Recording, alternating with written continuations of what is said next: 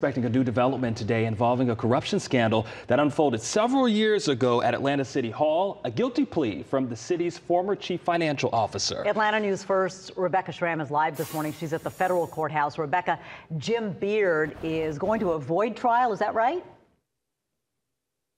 Right, Gervier and Brooks, he would have gone to trial in May, but that will now be canceled if he indeed pleads guilty today. We believe this is the last of the defendants in a corruption scandal that made headlines for years, starting in 2017.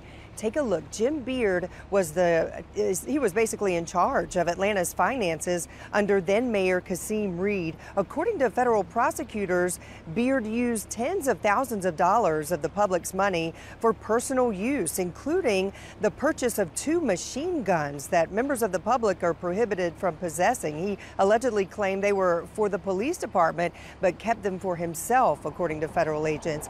Prosecutors say Beard also obstructed an IRS audit. We'll learn today which of the charges he'll plead guilty to. 8 other former officials and contractors for the city of Atlanta have already been sentenced, some of them for bribery-related crimes, including Mitzi Bickers, who at one point was Atlanta's human resources director. She was accused of pocketing $2 million in bribes in a pay-to-play scheme.